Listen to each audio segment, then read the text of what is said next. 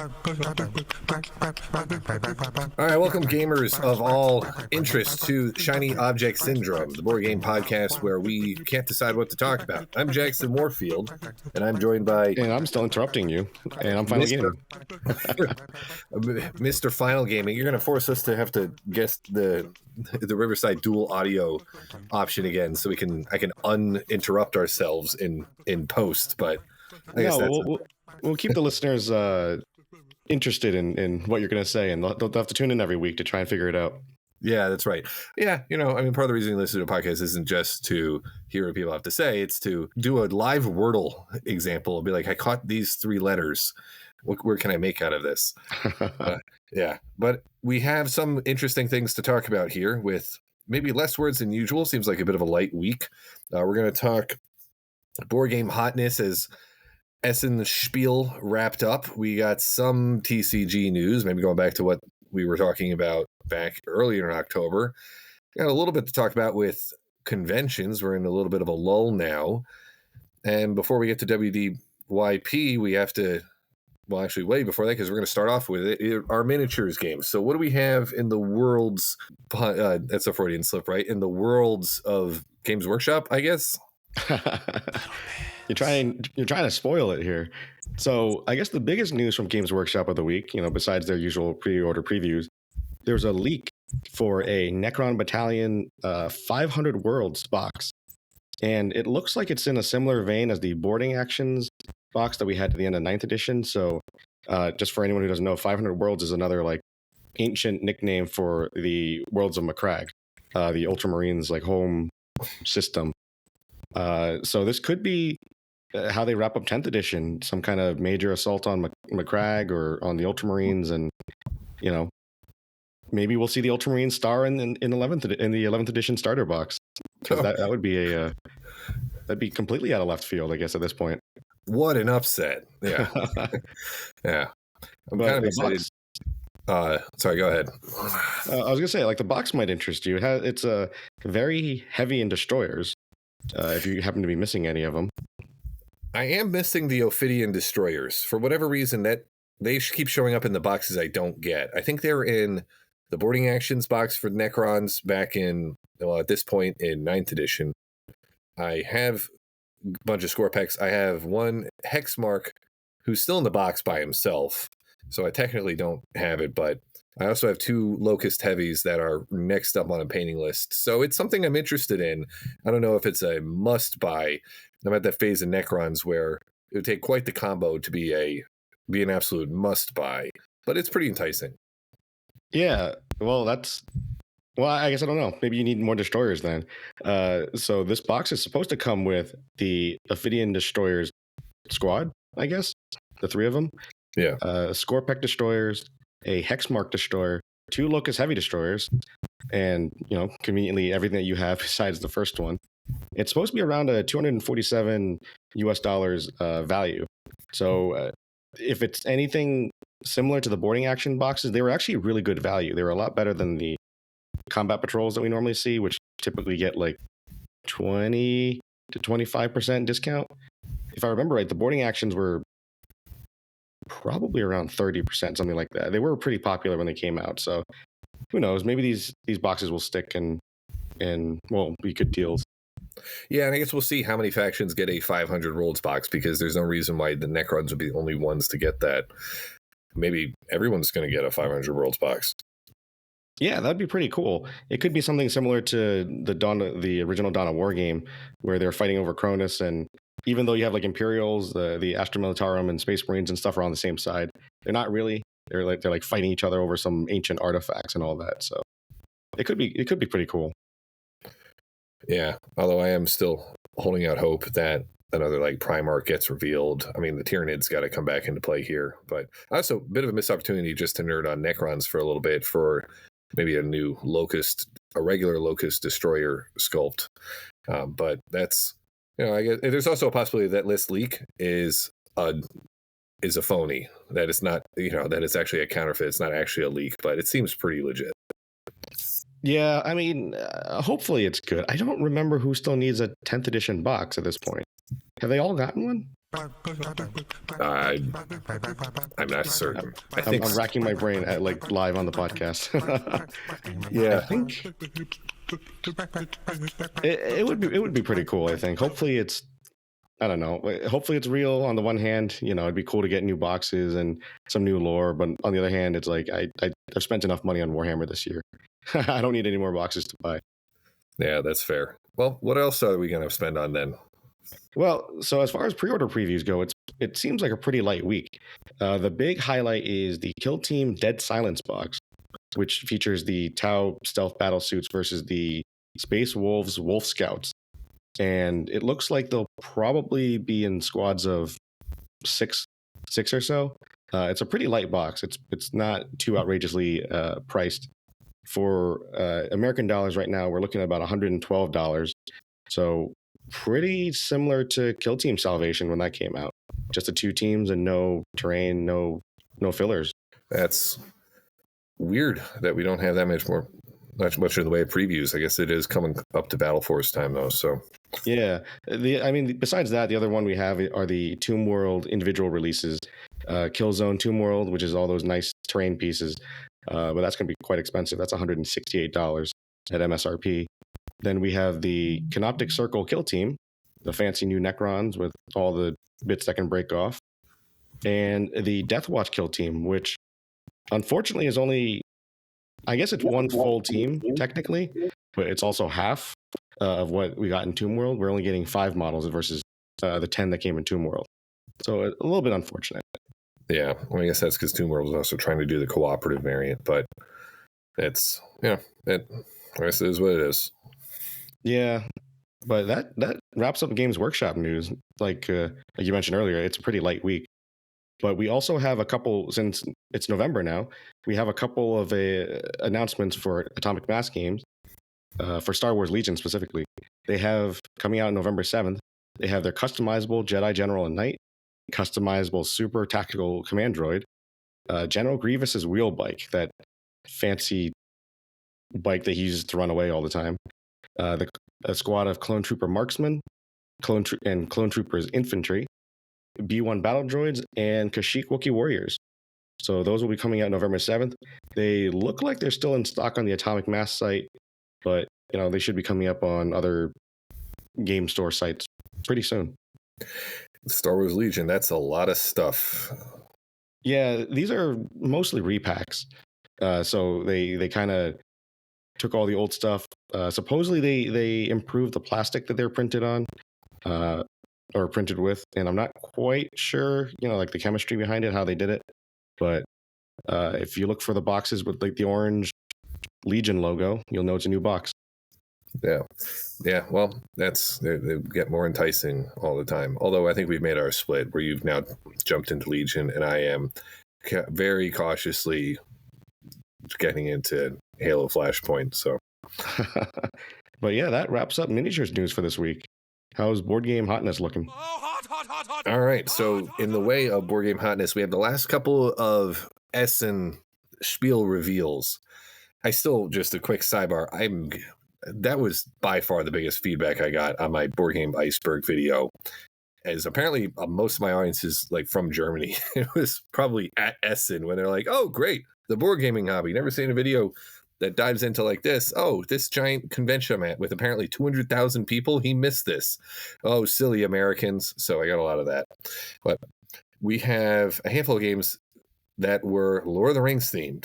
I'm going to talk about. First one is The Hobbit, There and Back Again. This game is a roll and write game. So if those are not familiar with the board game lingo, that's kind of like a Yahtzee game where you're rolling dice, or often you can do with these, you're flipping cards and things like that. But you have to decide, for example, how to fill out a board based on your dice, and you're making permanent decisions that you may regret later. Kind of like in Yahtzee when you use up your Yahtzee spot for a 0 to put it somewhere, and then you roll a Yahtzee. That's how the game works. But The Hobbit, There and Back Again, roll and write game. You play this throughout the course of an 8-game campaign, and in some ways it's like 8 games in one. And if you like roll and write games, which at this point, 2025, roll and write games have been pretty popular for a while. A lot of games get roll and write versions. It's understandable if you are tired of roll and write games. But if you're not, and you enjoy this, this looks like it might be really good and just the latest example of a game that was perfected and got the Lord of the Rings theme with it, which makes me really happy. Yeah, it looks like a cool game. I think we've played a roll and write before, something with roads and railroads. I don't quite remember the name of it, but over the course of 8 games, you said. So, do they connect to each other, or is it just different chapters? Yeah, they connect to each other. It's kind of themed out of the Hobbit. It doesn't have to be together, but it can. So it's rolling right. So you can only get so thematic. The game you're thinking of, by the way, is Railroad Inc. I'll have to find a picture for that. There are a lot of versions of Railroad Inc. We did the hot lava one, the red version. So that's it for Roll and Rights, though. At least Roll and Rights I'm going to talk about. Second Lord of the Rings themed game for this week is the expansion for Lord of the Rings Duel for Middle-earth. This expansion is the Allies expansion. And I'm just going to use this as an excuse to talk a little bit about Lord of the Rings Duel for Middle-earth, because this game was probably my favorite game that I played last year for the first time. I mean, it was last year's addition to my top 50 games of all time. It went right into the top 10 games of all time. And the fact that it's getting expansion, I honestly, personally don't even really care what's in the expansion. I'm gonna get it. It's one of those automatic purchases for me because it's just such a great game. It's a game where it's really, I guess it's technically a drafting game at its core. You have 3 victory conditions between you and your opponent, and you're, by taking one card at a time and making moves, you're trying to make progress on them. And the different victory conditions are very different. And without spending too much time in the game, I'll just say you took the Seven Wonders Duel game and basically they redid it, but made it a Lord of the Rings themed game. So it was Seven Wonders Duel is already a great game to begin with. So there's Lord of the Rings theming going everywhere. And I'm happy at least the board games with Lord of the Rings theming appear to be very good still, as opposed to what's probably going to happen with the TV property and Rings of Power and future TV shows and things like that as the Lord of the Rings rights keep getting more spread out. But I don't know. I don't think you've gotten to play Lord of the Rings Duel for Middle-earth yet, have you? I haven't played it yet. It is on my list of things to play. But when I looked up this Allies one, each expansion's the same, right? I like how it came, everything's in like a booster box, because I've been recently obsessed with buying booster packs, but I'm assuming that's just packaging, like creative packaging, and every box is the same. It's a small expansion, so it just comes in a card pack. Yes, so it's not something like a randomized booster pack. If that happened, I'm pretty sure they would have burned down Essen. Well, it's creative packaging. I like it. Yeah, I like that too. It actually means it feels like you're not spending as much money when you buy a little pack like that compared to if you bought like a box that you open it and it's almost empty because it's just a few cards in there. But that's not just Lord of the Rings games coming out this week, or at least getting heavily talked about this week. The other game I want to talk about, well, actually I have 2 more. One of them is Yanari, the Witch's Market. This game came up on the Board Game Geek Hotness. This one actually got a preview from Shut Up and Sit Down, which is one of the biggest board gaming YouTube channels. I didn't realize that they made shorts. This has nothing to do with the game, but the Shut Up and Sit Down shorts woman doesn't appear to do any of the long form reviews. I might be totally wrong about this, but I'll just say she is a very good, if you look up the short for Witches, Yanari, the Witch's Market, and look up Shut Up, Sit Down short on it, she has a voice where I'm pretty sure she's done audiobooks or something else where just like very relaxing kind of tapes, like self-hypnosis tapes. That's the kind of voice that she has, which is an interesting mix with board games. The way the actual Yanari Witch's Market game appears to work is it's a game where you are playing cards to try and match recipes for different potions. And if you match a recipe perfectly, you get a lot of points, but you can't always afford to try to get the perfect recipe. Sometimes you can get just like, say, 2 of the 3 ingredients and you get less points, but you don't waste a turn. So it's a bit of a get as much potion value as you can as quickly as possible. That's the type of game. I feel like some of the popularity of this game comes from the fact that was kind of got that Shut Up and Sit Down review. It's on, I'm trying to see if it's on GameFound or Kickstarter. My notes are not super organized today. It's on one of these. Hold on 1 second. I was trying to find it. I couldn't find any website for it, unless my Google is betraying me. Yeah, I'm picking games here that were either on Kickstarter campaign or otherwise. But this one I think was on the Hotness for just being hot. You know, hot witches. You know, when you get hot witches, dude, you can't go wrong. I think we're taking a turn here. Yeah, I don't know. There's maybe this was a lot hotter when I was first, looking into this game. Here we go. There it is. I found it. It's on Kickstarter. I don't know why the links are breaking to get over to Kickstarter. It's pledged $735,000 of its $10,000 goal. Wow, that was quite the sidebar went into there. It's got some nice artwork too. It's got some nice light artwork. I'm actually not certain who the artist is. I'm gonna. We're professionals here. Oh, I see why I didn't find. So wait, what is this? Like the first game in one board game, 2 books. Okay, I'm seeing why I couldn't find it before. It goes under. Wow, I'm gonna butcher this. Obojima Tales from Yadaman. Yeah, I have no idea. Studio Ghibli, I guess. Yeah, the art is very, very reminiscent of it. It's cool art. Yeah. I guess I'll have to look into it besides the game. Like, what is all this? Yeah. D&D rules? You're right. That's why this is weird because, it's on a Kickstarter for buying books, 2 books, a board game, and other stuff with it. I've never seen it. I don't even know what this, if you were to describe the Kickstarter to someone, I don't even know how you would describe it to someone. You get like a map of Yadaman. You get a vinyl, I think. It's a strange Kickstarter thing. But if this is your, this theme is your thing, if you're a Studio Ghibli kind of a person, that might be a pretty cool thing to do. I mean, I guess you could purchase it on its own, but it's got an interesting mix here. I don't imagine that this is an advisable Kickstarter strategy to try and, say like, hey, just package a bunch of stuff together and get people to buy all this stuff. Yeah, it's I've definitely never seen something like this before, but hey, almost 6,000 people seem to like it, so more power to them, I guess. Yeah, role-playing game thing. Yeah, I guess I shouldn't. Yeah, how can I be critical? They've now made $735,000 of their $10,000 goal. Also, when they set a goal that low, they're planning to do it anyway. They just wanted to get on Kickstarter for advertising. All right, that's enough of the Witch's Brew. Last game I want to talk about is a little bit less on the lighter side here. We're going a little bit dark here. In fact, we're going so dark we're going to get turned upside down. This is Below the Asylum, which I'm assuming you're supposed to say as below and not B.E.L.O.W, because below is an acronym here, which refers to like an agency that you're a part of. So Below the Asylum is an Awaken Realms game. Awaken Realms is a publisher that is famous for games like Nemesis, which is a really very fleshed out kind of alien themed game that a lot of people say is like one of their best games of all time, comes out with great miniatures.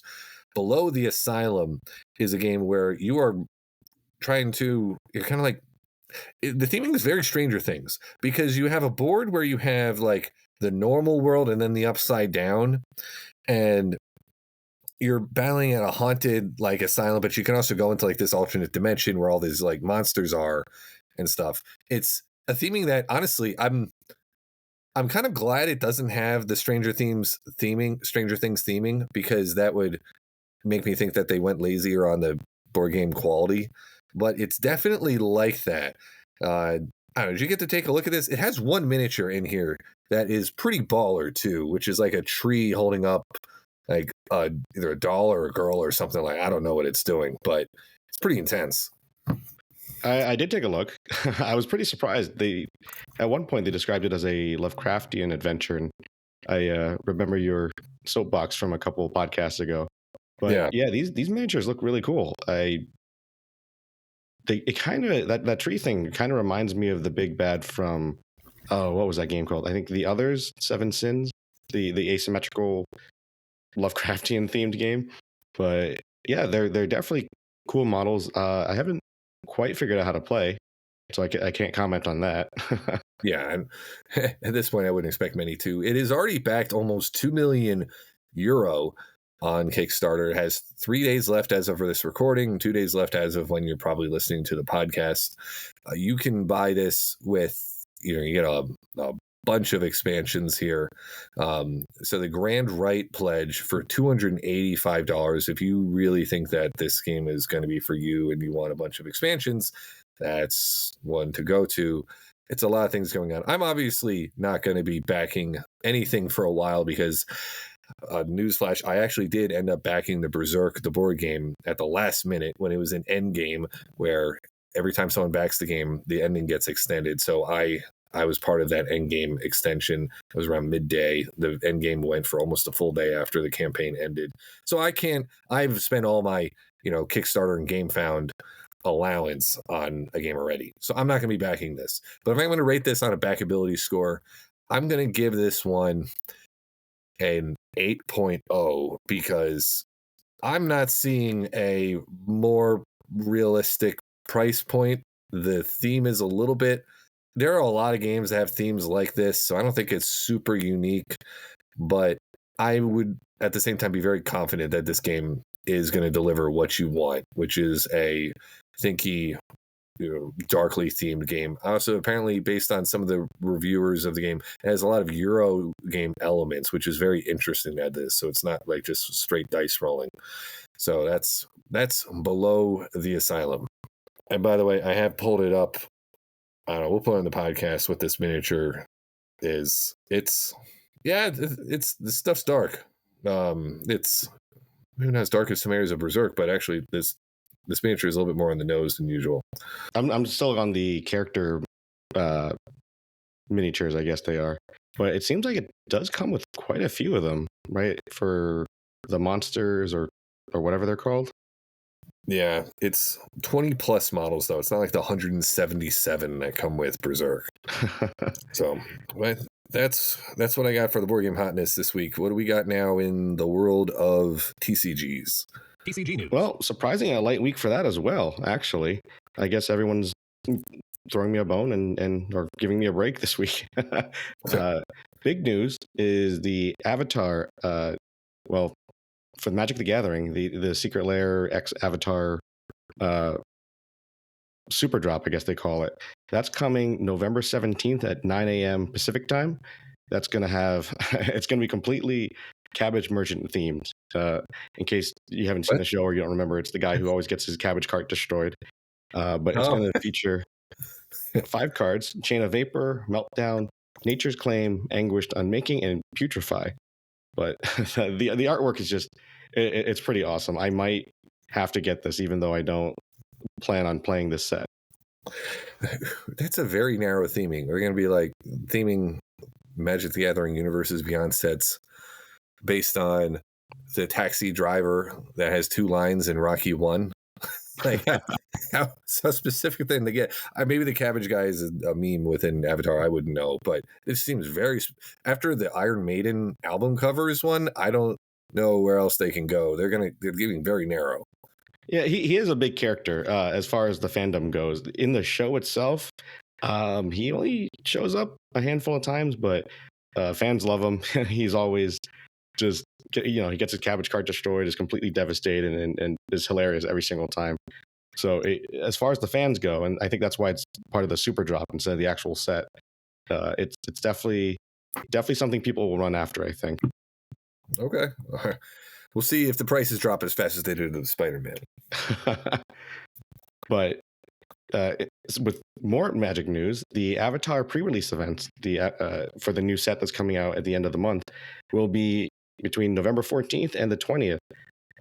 Most of the sets and the booster boxes and all that are sold out online, so this might be a good way to get a hold of some cards or some packs at the very least for the new Avatar set from your local shop anyway. So that's when the pre-release events are coming out, and then the 21st, I think, is when the full release comes out for the new themed set. So something to look forward to if you're an Avatar: The Last Airbender fan or a Magic fan. But I do Well, I might have said the same thing about the Spider-Man one, but I was expecting this one to sell out, but who knows? We'll see. I'm assuming the Avatar shows aren't related to Studio Ghibli, but apparently there can be similarities between Studio Ghibli stuff and Avatar shows. I don't know. That's a rabbit hole I'm not qualified to go down or speak on behalf of. And I think it's on Netflix. We'll have to have you binge watch it one of these days. Yeah. Once I clear out my wall of shame. But besides Magic, Riftbound has officially launched on Halloween, 10/31. Product is being scalped as expected. They did kind of make an announcement about the quality of the cards, on how the cut edges are kind of fraying and all that stuff.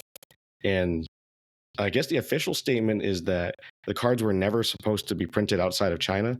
So when they investigate, like when they were coming up with the game, they had this whole supply chain thing figured out, and they vetted all the suppliers and all their manufacturers and everything. So the ones made in China for China are good quality, but the rest of the world, they kind of rushed it through. So hopefully for the next set, it's not too bad. But these have been the art's cool, and it's not all of them, but there are quality issues in there.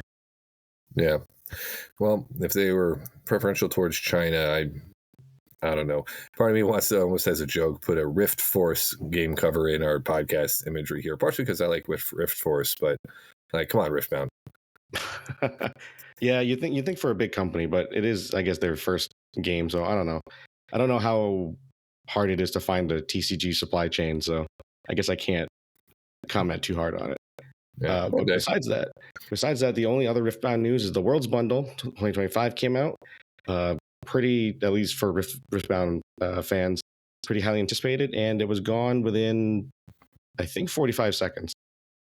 So hopefully they do a reprint at some time for all the people that missed it. But it looks like this is joining the many other TCGs that are being scalped and are having short supply.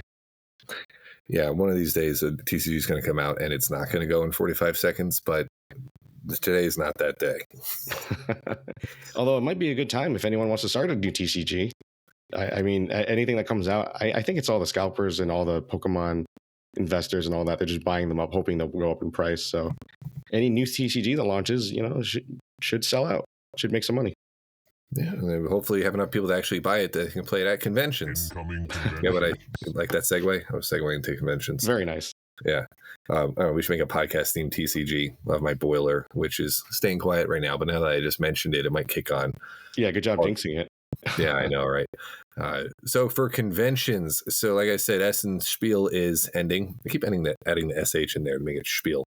I did not go to ZatCon, for those wondering. I think that was today. I didn't do that. That's too bad. Or maybe it was yesterday. Maybe it's next week and I still have a chance. I'm not going to go to ZatCon. Sorry, host of ZatCon, who's probably Zach. Sorry, Zach. But PAX Unplugged is coming up. PAX Unplugged is in November. It's actually the week before Thanksgiving this year, which apparently maybe conflicts with the Philadelphia Marathon. So PAX Unplugged is one of the bigger board game conventions in the United States. It's been hosted in Philly every year since it started. It's a spinoff of the PAX East, PAX West conventions, which are primarily video game conventions that always had a board game, portion of the floor. I've personally been to PAX East a handful of times.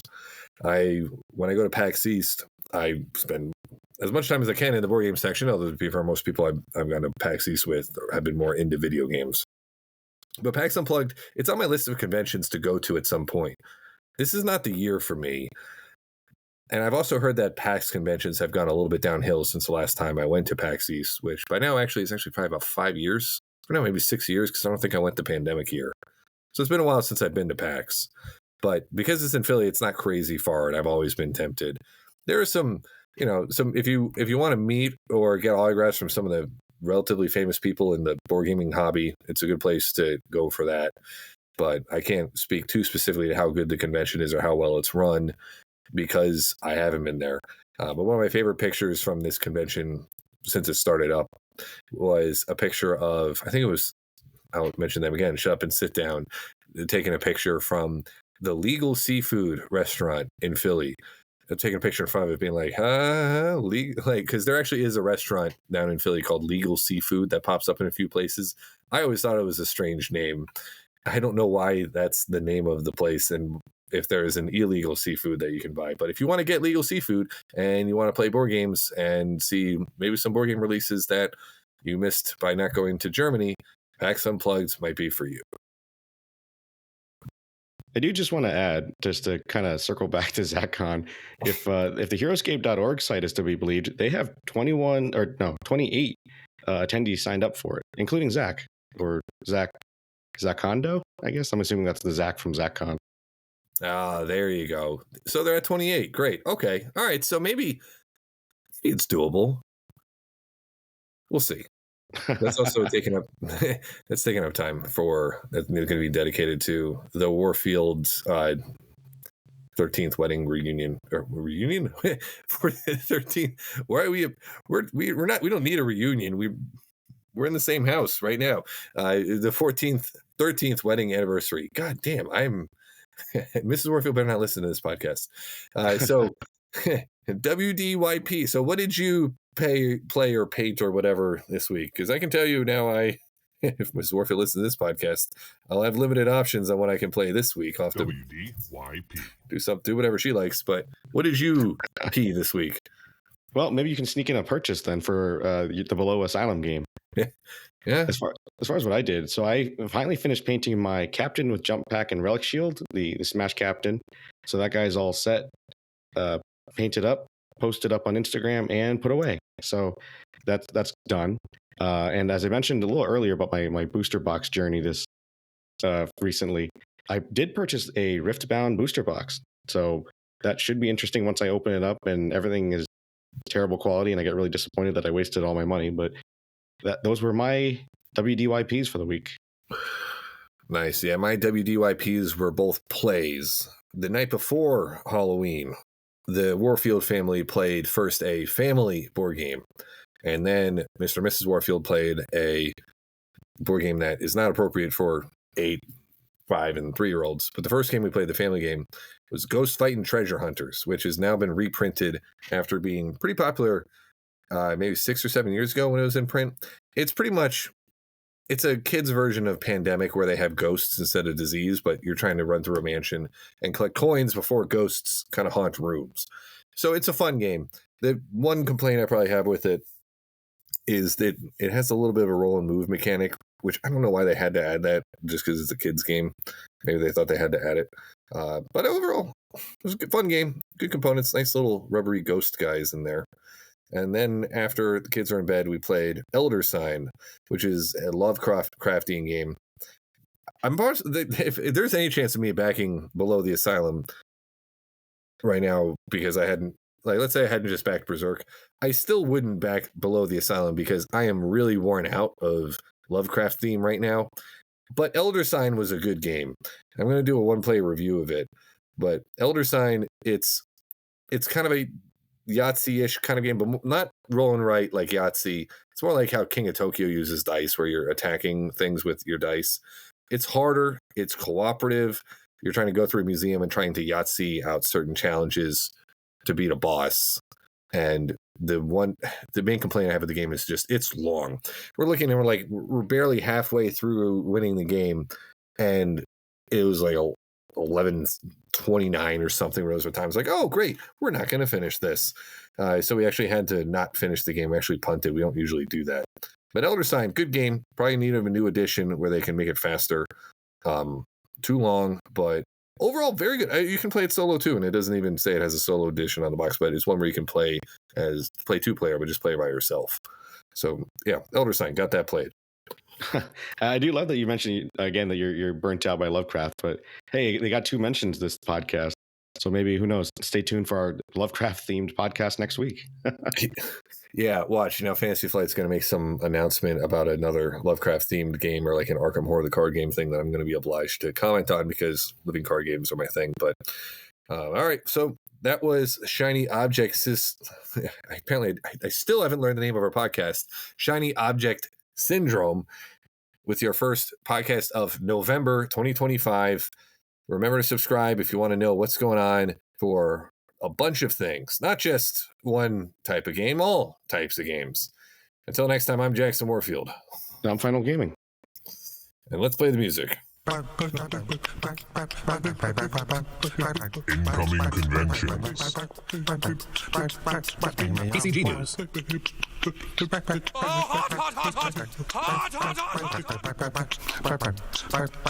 WDYP. Little bits.